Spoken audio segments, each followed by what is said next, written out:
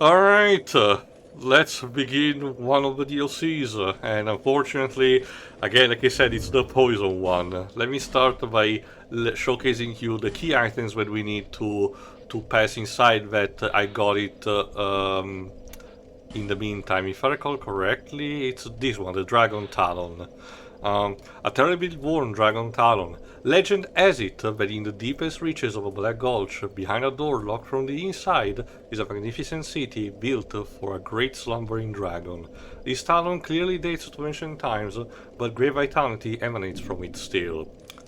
So, if we combine that to the altar that we found, after defeating, the Rotten, we get teleported. You get teleported to... Well, you're gonna see in a second. First, a bunch Kingdom of... Hearts. I mean, it kind of looks like that chamber of memories where you get to fight the replicas of the Organization 13. There's a light our torch here for this. We're not necessarily gonna need it, but might as well. And behind the door... it's very heavy. God damn. Behind the door is your grand prize.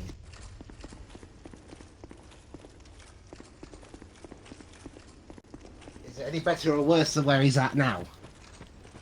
We don't know yet, to be fair. Oh my god, what if it turns out that that place he ended up Quadratum. isn't actually called that. It was just someone named it that because they were bored or something, and they're actually in one of our hometowns. Welcome everyone to Shulva, the sunken Sanctum City. It's very impactful, admittedly, and there's also a dragon here. Oh shit. Hi. Come here often. That's the final boss of this DLC. So that will be a preview for that. We see the final boss early, I see. A preview of sort. We just don't get to fight it. Is it like in Metal Gear Solid 3 where you can kill him early if you want? No, sadly no. You cannot even inflict that much of a damage in the meantime. But hey, because this is the starting area, they give you a bonfire right from the get-go. Because this is okay. As a general rule of thought, the DLCs will be a bit more labyrinthine in terms of level design than the main game, especially because they are relatively big. So I don't know how much time we will actually spend here, but needless to say, there's a lot to look forward to. The Sunken City is, in terms of architecture, is slightly similar to something like, say, an Aztec, pre-Columbian. Civilization, architecture, pyramids that resembled a bit, ziggurats in terms of, having kind of an escalation type of, structure, with long stairs, and we'll get to actually, climb most of them. So most of the dungeon is about you raising and lowering platforms that allow you to progress. Thankfully, there's not much platforming involved, but and yes, most of the enemies in this area will inflict poison, because fuck you. And of course, a couple of them are ranged. But yeah, I actually generated, out of the 3 DLCs, I don't know which I would consider my favorite one, because they're generally mostly on the same quality for different reasons. They're technically competent enough to be on the same level of the main game. It's not like a case of, oh, they really suck compared to the main game. So thankfully there is that. But, here we go. Oh, fuck, I got killed at the beginning right away. Yeah, because, they was released after the main game was done, they're intended to be played way late on, and this is a good moment for us. Even if it seems that they are a bit still difficult for us, this is still a good time to get through these. So yeah, in the meantime, Dweebs, what's new? Well, what else? About 8 hours ago, they were recording this. The anticipated/dreaded deal between Microsoft and Activision Blizzard King finally closed. So we can finally move on with our lives. Yeah. Basically, over the coming months, we can expect some Activision games to end up on Game Pass. We're not sure which ones. Probably the more recent, you know, just Probably. because they're easier to get through that. Similar to Yeah. how a couple of other games have starting to suspiciously leave Battle.net and get on Steam. Bobby Kotick has apparently said that he will remain in his position until the very end of this year. And he will still After get it- a part of their money, if I recall correctly. Yeah, he's still. From what I he's still heard, gonna from get- what I heard from people, it's more of a case of it's better this than him constantly getting even more money every fiscal year. So it's pick your poison.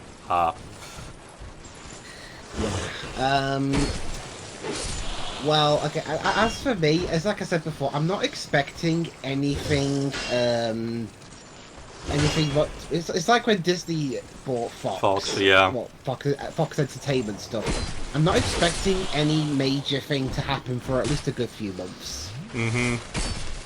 We'll have to see. My biggest, priority is mostly about, the Battle.net, shop to actually get, more and more, diluted until it's no longer needed, like it happened with the Bethesda one. What will they replace it with? They're gonna migrate to, at the very least, the Microsoft Store, if not also Steam and possibly EGS. And I wonder what will happen to those who have bought things through that. It's more of a case of transferring. Let me put it this way, Dweebs, because it happens the same thing with the Bethesda, launcher.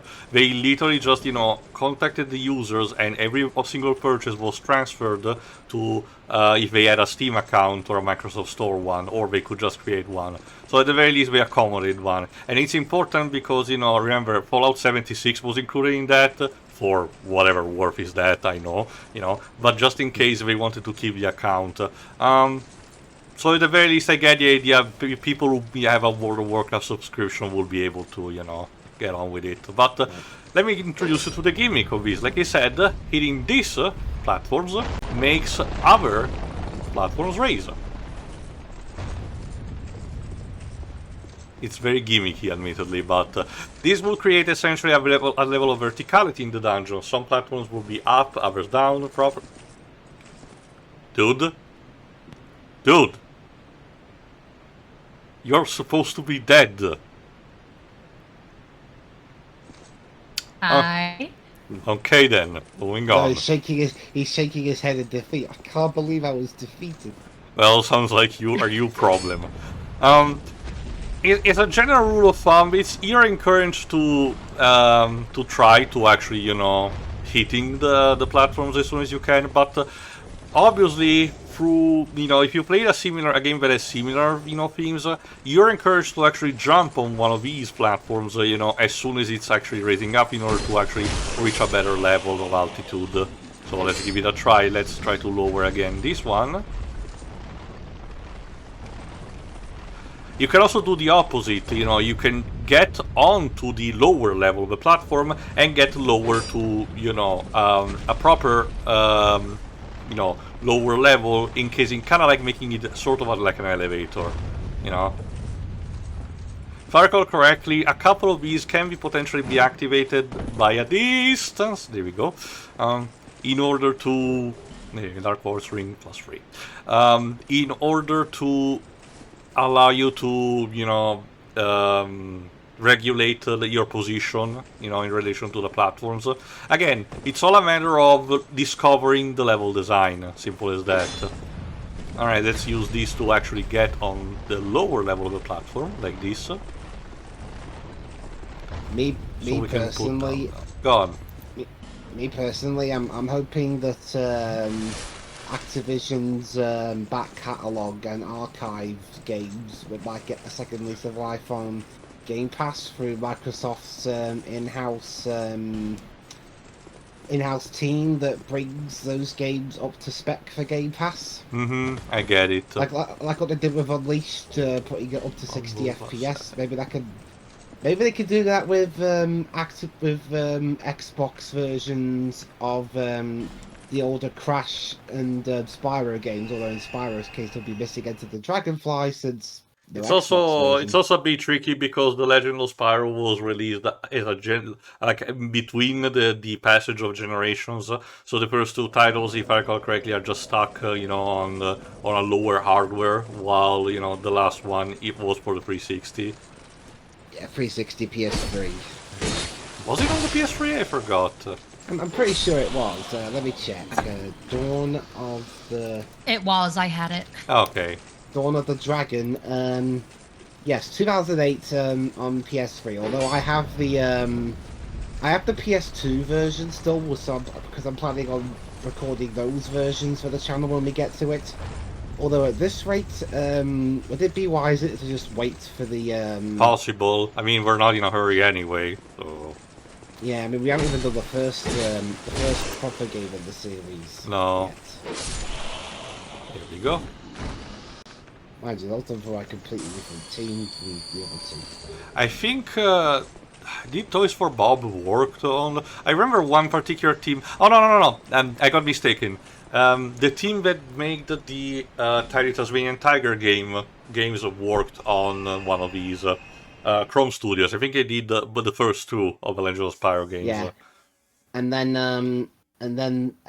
for whatever reason they didn't do the third one. That was left instead in the hands of Étrangers Libéraux. I don't know how you pronounce Étranger it. Libéraux, I think. Libéraux. I haven't. Yeah, I'm not reading it. it was a French. It was a French developer who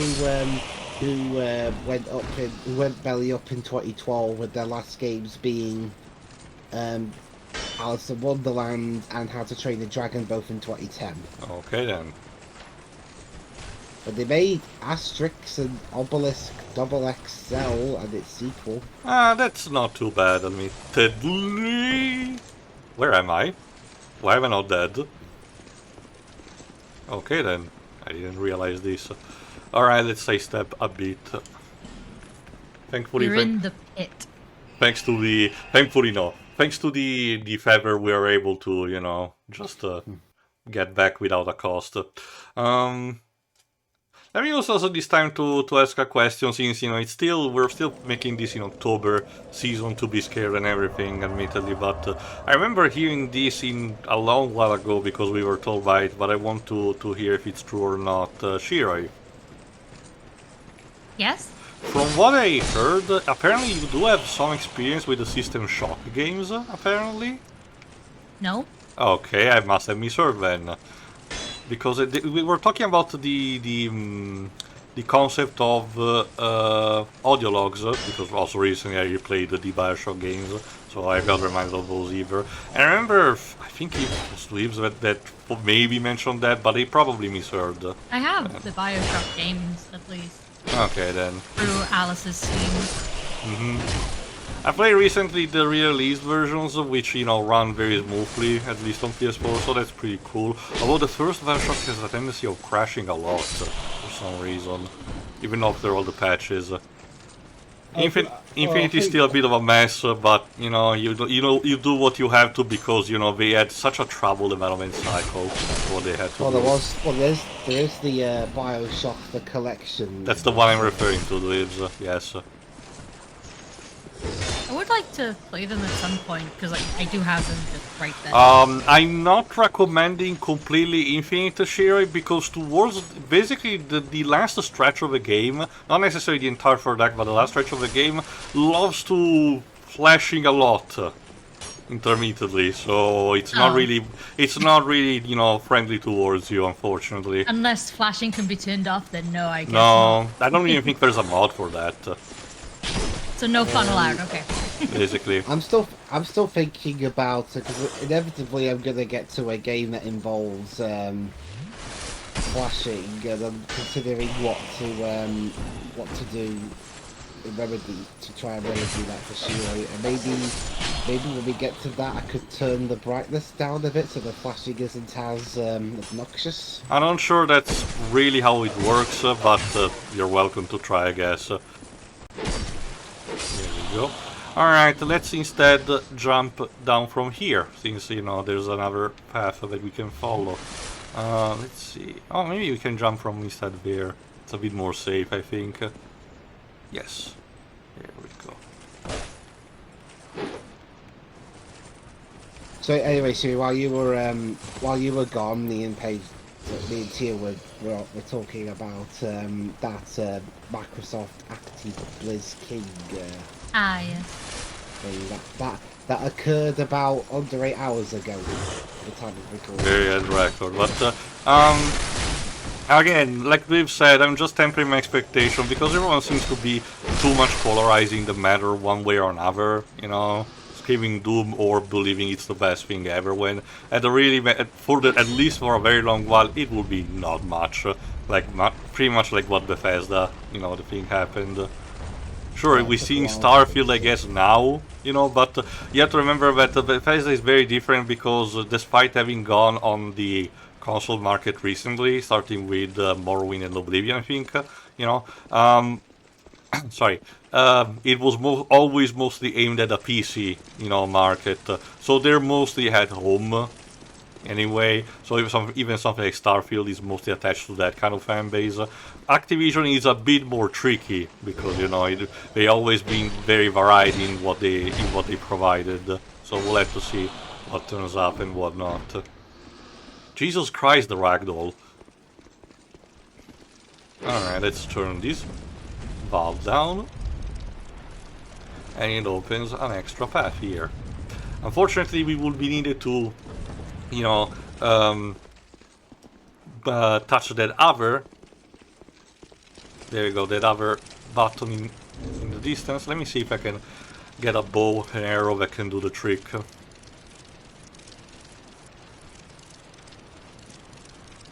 Yeah, the short bow should be sufficing.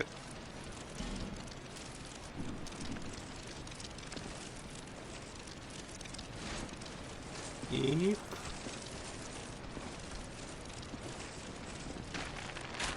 There we go.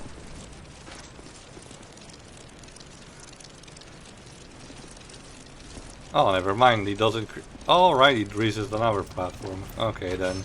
Let me see if I do this one instead. Yes, there we go. Yeah, another cool thing about these guys is that if you manage to actually circle strafe and backstab them enough, you know, they're pretty, you know, easy to deal with. It's more of a case where they actually try to gang on you with big groups. Anyway, the reason that I was asking about System Shock instead, Shiro, is that again you have no context, but basically you might still have heard by popularity that, you know, the primary antagonist is basically a sort of a prototype to GLaDOS, essentially a rogue AI called Shodan, who is very, very bossy about, you know, about you, and wanting to assert dominance, so to speak. Well, it's not so much bossy, it's more like you have no control over what you're doing. Yeah, you know, it's the AI that has control, yeah. But, yeah, and they usually are beloved because of that. They are, again, being precursors to Bioshock, they are, you know, immersive sim. That's what the way they're categorized. But they're mostly also leaning, since they are sci-fi, a bit on the shooting aspect. In fact, the first System Shock got a remake recently that is basically almost a quasi-shooter this time around. Oh fuck, I forgot about this. New enemy type that I cannot actually kill. This turtle creature that carries a bunch of the poison-spitting statues on their back. Piece of shit. And I cannot kill the fucker. There we go. So they're just there to be a nuisance to you. Piece of shit. But the reason why I was referring to also to that title, System Shock also, is because recently I basically got back to reading what probably is one of my favorite sci-fi horror novels that have been released. I think it's a 60s book, done by I think a British author, that is called I Have No Mouth and I Must Scream. You probably know it because it's very famous. It got a BBC radio drama, so there is that. I do know it, yes. and more recently a point-and-click game, and it's also infamous because its main antagonist, the Allied Master Computer, another rogue AI, gets to be voiced by the author of the book. Talk about ego stroking, but That's cool. he's really good at it too, to convey the sheer ego and hatred that this machine tends to have, you know. It's really cool, actually. Again, you probably heard also about his most famous speech about the meaning of hate, especially towards humanity. Yes. Again, I would recommend more the point-and-click game, but as a general thought, because also the book does that, the story deals with a lot of heavy, fucked up stuff. So it's not really a story for everyone. But if you want to have a story, a dystopic tragedy about, the fall of mankind via AIs and the torture of, the questioning about humanity and everything, that's actually a good one, There we go. Someone even did recently a bit of an animatic based around the BBC radio drama. Well, that's pretty cool. I never had the experience to actually, listen to some of the, not just this one, but, in general, the idea of a radio drama. So I don't even know. I guess, obviously, because of, the limited range on TV, they were much more popular between the 60s Yeah, radio and drama the 90s. versions of things are, like, pretty common around here. Like Doctor Who, obviously, but... Yeah, Doctor and all that. Mm-hmm. Isn't the entire concept behind the Big Finish continuity? Yeah, well, that's the thing. The Big Finish continuity is pretty much Doctor Who continuity as well. Oh, so it is canon? Because I remember someone mentioning that it wasn't. Yeah. Remember that scene in that prequel to the 50th anniversary special? Right. With the 8th Doctor, he mentions names of people who have been in the Big Finish audios. Right, you're correct. That means a lot more baggage. Yeah, I mean, well, I guess that makes up for I guess that makes up for quite a bit of 60s Doctor Who not being watchable. Mm-hmm. Hey, you can have these. Oh, Jesus! The gap. Hi, the dragon paid another visit. Hopefully, it will not incinerate the bridge again while we pass. But let me get also this item in the meantime. A focus souls spell. We don't really need it. And also get a bit more health. I remember, at least for America, that in the between the 40s and the 70s, at least, the superhero-themed radio dramas, were also in vogue. Obvious stuff like Superman had one, Blue Beetle had one. The Green Hornet was very popular because of that. I remember that. So there was actually more variety, but if I recall correctly, it was mostly limited to that, like crime, mystery, and Dragon Sanctum, crime, mystery, and superheroes, rather than just any kind of story. While instead, I think the UK was more varied in terms of size, in terms of different things. Let me see. If I recall correctly, there should be enemies around the area, but I want to try to see if I can find a bonfire. Let's see if I'm pressing this button. Let's see what this button do. You have to remember that, you have to note that I'm not as familiar as in the main game to these. I did play them, but only once. So we're going in relatively blind with these. I forgot most of the knickknacks about enemy placement and item placement and everything. So again, this is more of a genuine experience when with the main game. Despair ahead. Did you got Dweeb's radio dramas about long-standing also sitcoms? Just to know. I'm not sure about that. I think the closest I can think of was that there were a couple of Red Dwarf books that got audiobook adaptations read by one of the members of the cast. Fuck. Go on, sorry. I.e. Chris Barry, the guy who plays River, who is the best impressionist of the cast. Mm-hmm. So naturally, have him just do the voices of all the characters. And makes sense. You can argue they kind of can represent, the ancestor of audiobooks. They were instead of properly just reading the story, they could potentially be just adaptations. Yeah, which honestly, considering all that, I'm surprised. Rimmer's obsession with being a officer of the Space Corps. I'm surprised he isn't. I'm surprised he doesn't give that up and try to become a professional impressionist. Mm-hmm. Pointless ahead. Okay then. Very cramped space, admittedly. Fair powder. But I can imagine it being a bit difficult Whoa. to do a audio drama based off a sitcom because sitcoms around our neck of the woods still sometimes have them being shot in front of an audience. It's going to be a bit tricky doing that with audio. I can imagine that. Okay, there's another button I need to put back the bow and arrow. Still, we're a bit in a tight spot. Thankfully, I don't think the walls are gonna close in on us.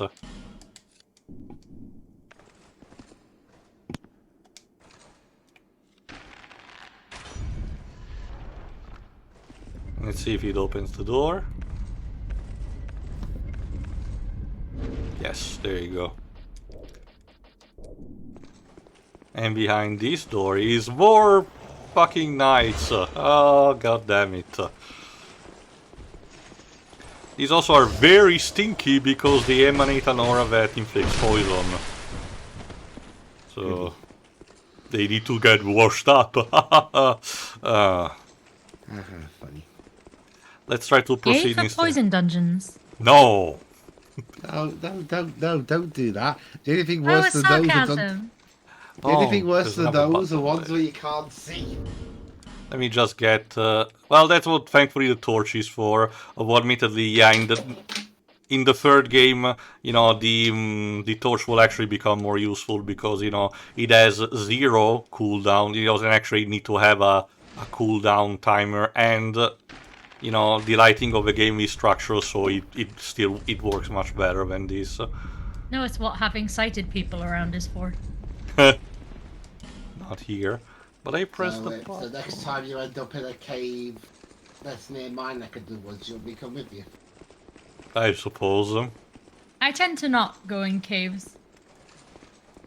Well, they might want a bit of adventure. Of course, Liv. Oh, fuck! These fucking adventure. trappings.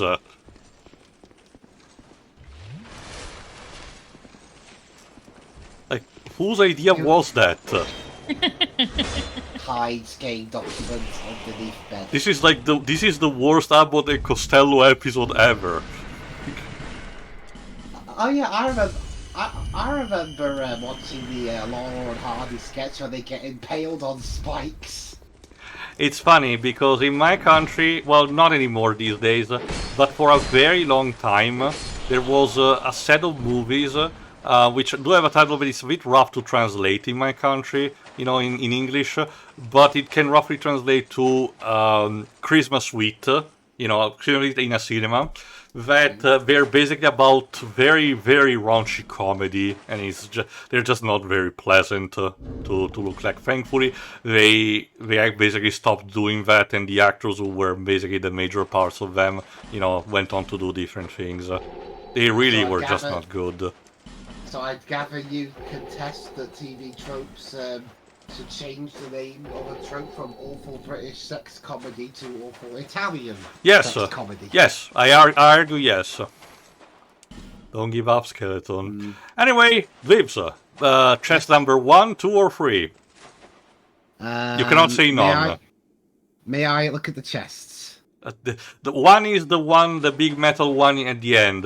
And considering, I applied the mimic thing and it didn't seem to have triggered, there's a good chance that they might not be. 2 is the one on the left, 3 is the one on the right. Make your choice. 3. Shiroi? 2. Okay then, and I'm saying number 1 instead to even the odds, so please, dweebs, can you fetch like a Google D3? I'm pretty sure they're present. Google 123 generator. Basically. Why Random the number. middle one? It's in a tiny room that's probably gonna squish you. Alright, time to roll. And 1. Alright, big metal chest it is. Let's get on with it. No traps. There you go. And it's a puzzling stone sword. Okay. Like Layton's weapon of choice, I guess. Let's give it a look. Your death reminds me of a puzzle. Yes! Now, your body reminds me of a puzzle, and now it has been rearranged correctly. Jesus. Let me see. Where it is. Puzzling stone sword. A sword with a segmented blade. When swung, its segments separate, and the sword strikes in a whipping slash. Crafted with a rare magnetic stone of remarkable strength, only found deep within the caves of Agata. And if I recall correctly, it's basically a whip sword of some kind. Let me see if there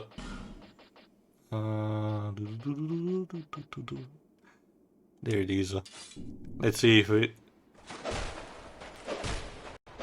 There we go. By pressing the heavy attack, R2, it does the whipping motion. That's pretty cool, actually. It even has a cool color. Look at that, the shiny blue. I'm probably gonna try to power up this one too. Why not?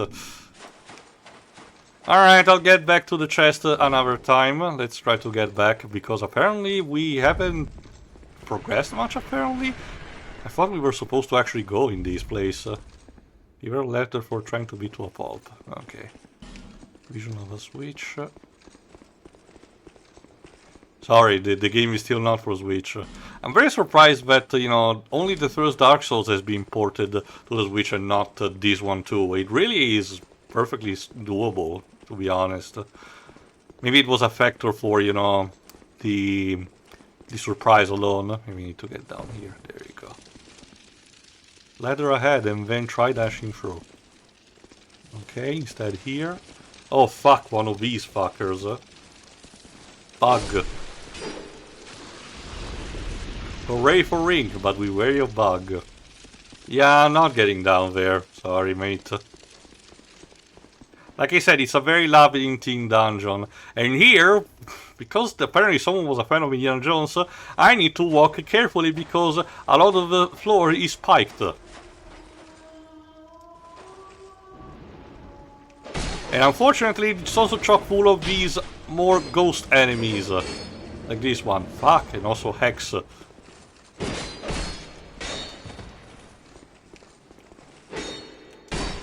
Refrain from dodge rolling into spikes. And I cannot damage them? Wait, I can only... Don't tell me it's one of those enemies that I can only damage with magic, please. I forgot about this. Maybe it's a gimmick, the fact that I have to... Just...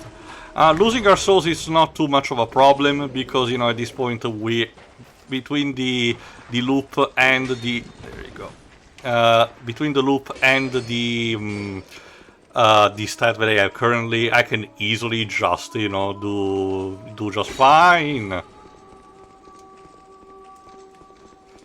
So basically we're just winging it as much as we can. Hooray for that end! No! Why? Oh. Year is now 2032. Dark Souls 2 is the game that we are still on.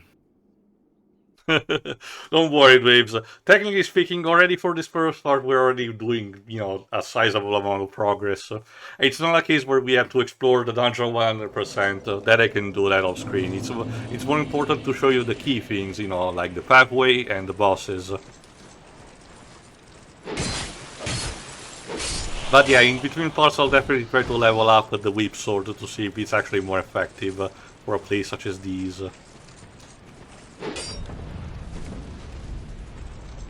And see, by raising this one... Yeah, if I recall correctly, yes, the raising the platform also damages some of the enemies nearby. That's pretty cool.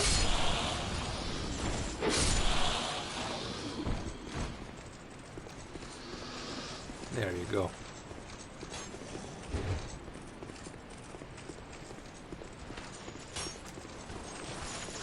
Yeesh.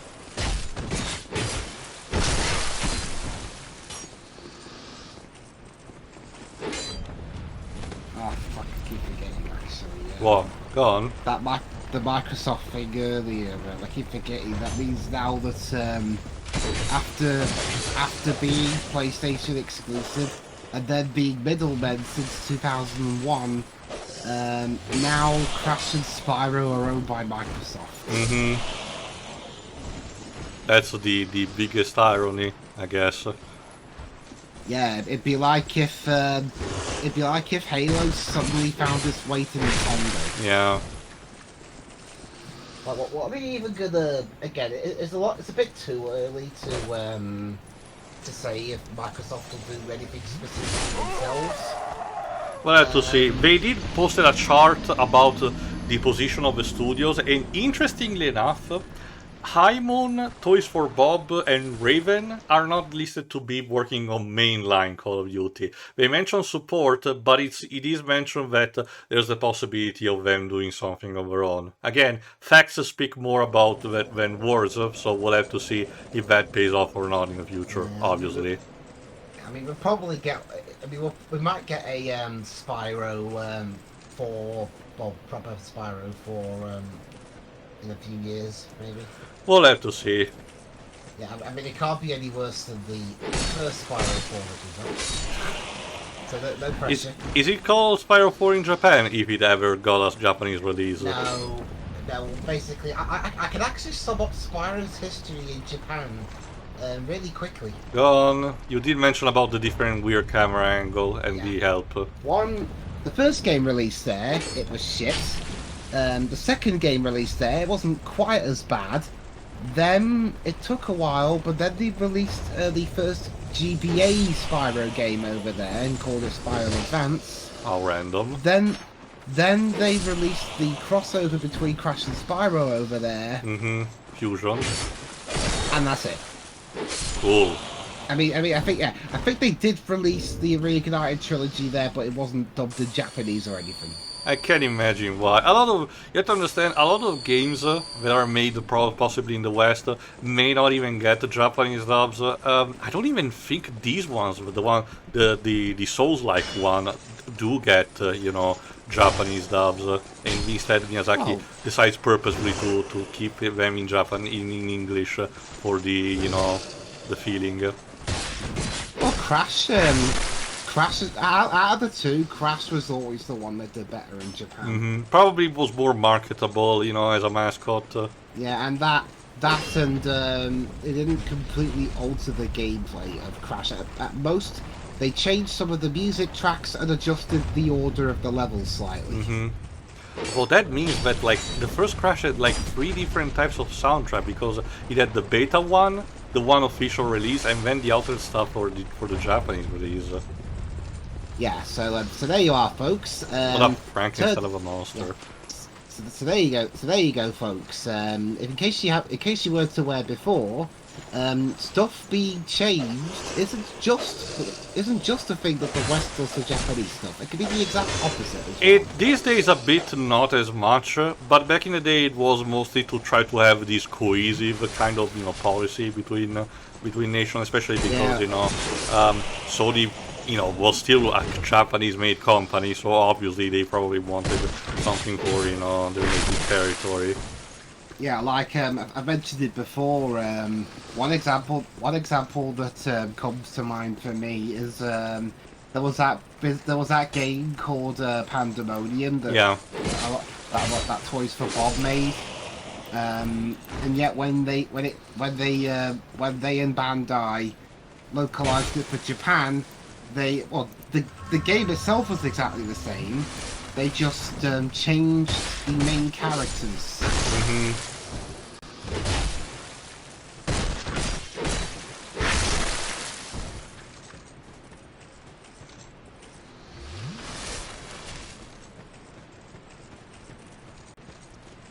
Alright, let's see. Yeah, instead of a jester and a witch, we get a superhero and whatever the girl is. Sure, I suppose. and also the staff is not a gestures staff now. It's a old wise man staff with a diamond for There's a no nose. point to this. Yeah, indeed. There we go. Yeah, let's try to see in the cave with the bugs and see if I recall correctly, the big thing is that some of these bugs are explosives, so I need to watch out. Oh yeah, and they have this smoke cloud that weavers down the durability of my equipment. Pieces of shit.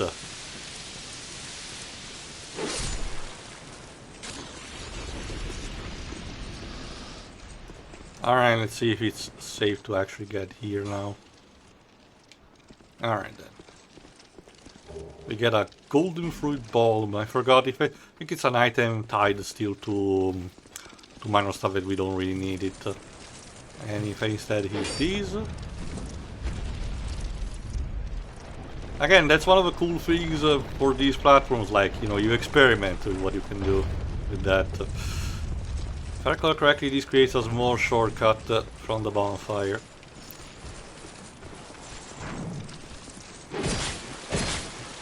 There we go.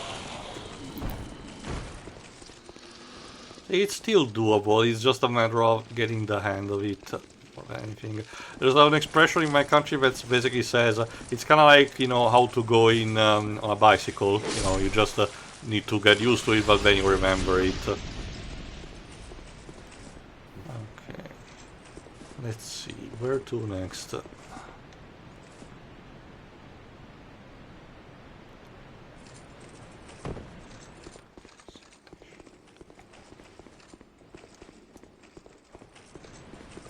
It's inside here. What is it? Oh no, okay, just the guy with the bow and arrow. Also another one with a mace. Fuck!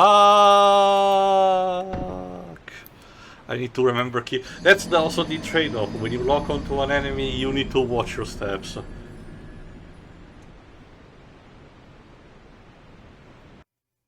It's also funny, like you said, I played recently Bioshock Infinite, and that one has an entire plot justification on why you cannot actually die by falling damage. It's kind of hilarious. Despite the fact that the setting is entirely on a flying city. I wonder how many people that prompted to jump off ledges. They tried, admittedly. I wonder if it was always intended, because like I said, the game went through a fuck ton of development. It got to the point that the stuff of the game represented that you see in PlayStation Stars Battle Royale is not indicative of the final product, believe it or not. Because the Columbia stage in that game does not really have different billboards and signs of the ones that happened. The blimp that crashes through the Uncharted stage it basically has the you will hear a voice from the Vox Populi movement, but it doesn't actually. I think appears maybe in a background in one shot of the final game, but not prevalently as it was in the promotional material. One of the demos that they released in 2011, you know, in 2011, basically is completely different from the main game. Ken Levine, the main writer, did mention eventually that the studio had something between like 5 and 6 entire game worth of material that got discarded in development.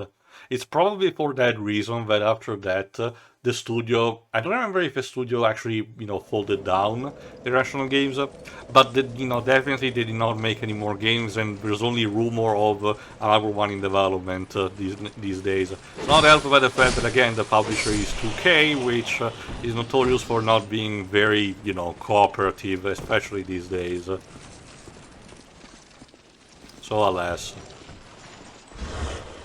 It's a shame, because the immersive sim genre has kind of seen a small kind of resurgence thanks to the studio Night Dive remastering a lot of, you know, old titles or remaking outright the first System Shock, like I mentioned. So there is potential, you know, in the proper genre. It's just a matter of, you know, to see what studios will do with which.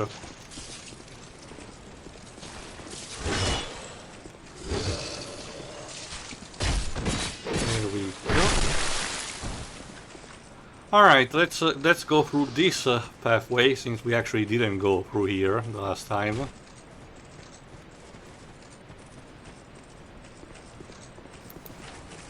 Ow. Yeah, let me get the archer first, because it's clearly very, very annoying. Oh, fuck. Also, I was backstabbing the guy. Why did your animation connect and still inflicted damage when it didn't? Again, the different? I don't know. The hitbox of this game, and like I said at the very beginning, the hitbox of this game is legendary for how bad it is. Like, I don't hate it as much as I did it the first time. There is still some enjoyment that I found playing this game, but it's absolutely the weakest link in the entire series, and for a very good reason. Come on, spear guy, get here so I can backstab you. There we go. Oh, backstab button. There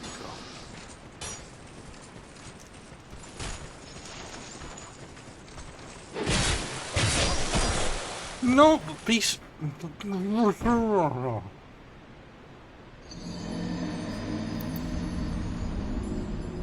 I'm trying to think of a clever poison-related panzer to defalling, but I can't really think of one. I'm not really good with that.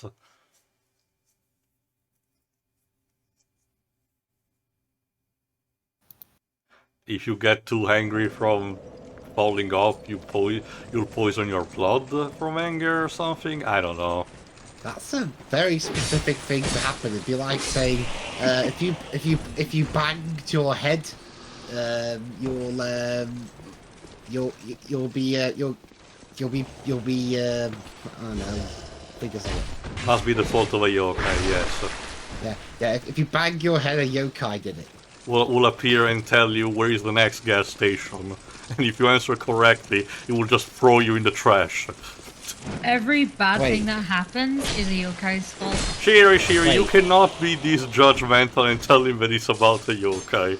Wait, I get an answer to a question correct and then get thrown in the bin. Sometimes Yes. yokai are that dicky dweebs, believe it or not. Okay, Again, alright then, so next time I come across a ghost and he does that, I'll answer the question wrong on purpose. mythology is whacked dweebs. It always doesn't always follow rules of logic. Sometimes it's just messed up for the sake of either telling a moral or for the lulz, believe it or not. Sometimes, people of older civilization just wanted to tell a fun story or fuck around with each other. Sometimes literally, but my point being, they did not always, wrote the conventional type of stories. For example, the poet Homer, who wrote, the Iliad and the Odyssey, the first one about part of a war on Troy, and the journey that Odysseus, or aka Ulysses, had in trying to return home. He also wrote basically what is the equivalent of a shitpost, that it's called, stay with me because it's a complex Greek name, the Batrachomiomachia, which is essentially, can be translated of the war between the mice and the frogs. And it's basically a parody of the war, against Troy, but via anthropomorphic animals, the mice are going against the frogs. And it's again treated mostly as a comedy for some reason. So, if you have seen recently, there's a game called Tales of Iron, which is basically a loose adaptation of that by a more serious manner, which is also narrated by the voice actor of Geralt from the Witcher games. That's pretty cool. Alright, let's see. I want to go inside here. My god, they really wanted to troll me with that. Okay, just a few more and we'll be able to get a decent amount. Again, we have been doing still progress even if it doesn't seem like it, so trust me on that. Okay, where's this one? Let me get back to the platform that I was supposed to actually raise.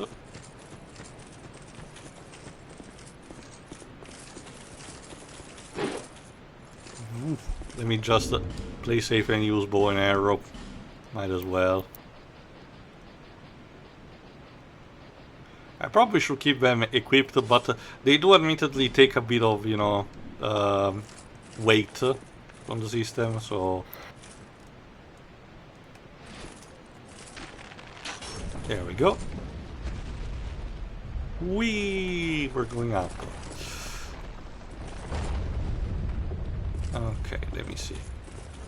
Now, I need to get down to business here. And go.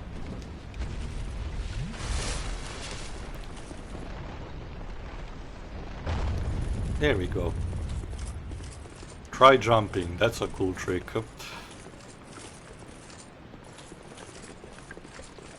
Yeah, there you go, I was supposed to actually get here anyway. Because if I recall correctly, I'm supposed to raise these platforms in order to get...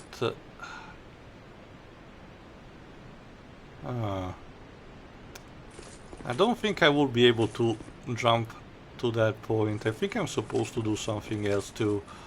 Let me see. Right! My mistake.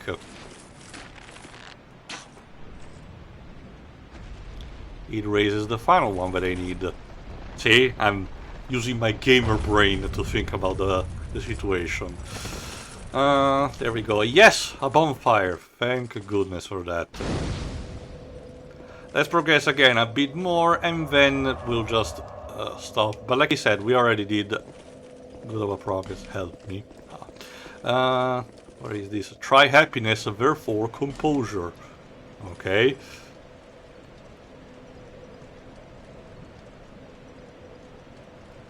Alright, let's try to jump down here. There are also a couple of objects, but we'll try to get them off screen because, you know, like I said, the build that we have at the moment is good enough, so we don't really need it. Need to, you know, to waste too much time. But like I said, that magnetic iron sword looks cool, so we'll see to give it a try.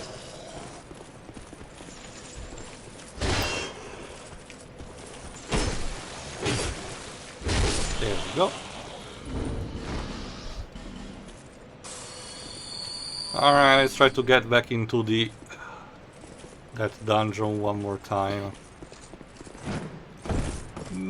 Oh, I pressed the jump button at the wrong time. And this has suddenly become a platform. Ah. Yeah, again, Oh, that's the platform. dickish part. Like I Platforms. said, it says a lot where when Elden Ring, one of its you know, selling points is to have a dedicated jump button that actually works properly because it's more vertical and has a good tracking instead of, you know, just being this awkward fumbling. You kind of just slipped off then. No, again, it's the thing. You're supposed to gain momentum with the sprint and then jump. If I recall correctly, one particular you know, armor set, the one with a butterfly, allows you to actually, you know, bypass this and jump from a standstill position. But it's still not much because you're basically leaping forward rather than doing a, you know, a vertical jump with a trajectory. It's very counterproductive and it's done on purpose just to be trolling. Again, Sekiro wanted to be very different as a game, so of course the jumping and the mobility in that are very different, you know. Because Miyazaki knew how to actually, you know, circumvent instead of being too much of a dick. Alright, if I understand correctly, I cannot press this button. Keep moving and then back. Yeah, if I recall correctly, I unlocked this shortcut way later down. So, what we need to do now is, to unfortunately now, get back here, and in order to do that we need to actually get to these guards.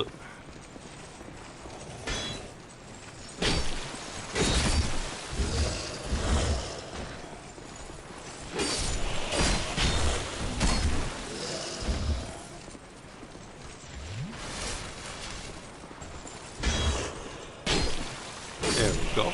There are, again, the one with the spear are not even too difficult to handle with because the shield that I have right now, a tower shield of sorts, is good enough to repel their attack and stun them. So, good enough on me. Let's see. Yeah, I don't even remember how I was supposed to open this door. Maybe from the other side. Alright, let's try for a change getting to here. Oh, now I remember the gimmick. See, these phantom guys are connected to the corpses that you might notice are in the in the background are emanating a red glow. I'm supposed to actually strike them to reveal their physical form. So let's give it a try, shall we? As a last thing for this part. Stab. Well, more like clash.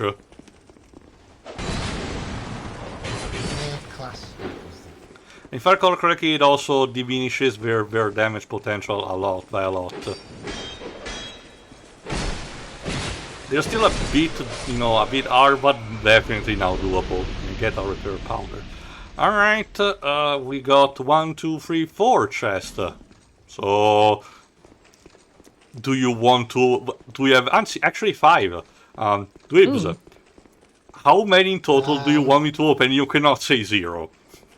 Let's not be greedy. Let's say 2. Okay, what about you, Shiroi? 3. Alright, let's start with the first 2, and if we don't find any problem, we'll open the third one too, starting clockwise from here. Our first... nothing. And it contains a Titanized Lab, aka the best upgrade material.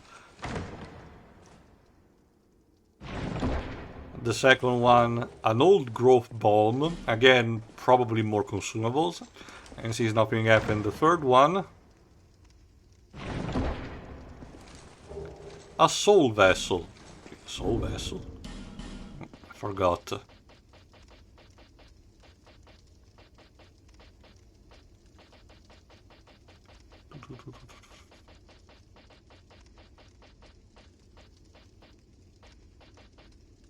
Give me just a second to check this, because I forgot about this. Fix your inventory, Jesus Christ. I cannot even, yeah, default positions, there you go. It's already automatically, sorted.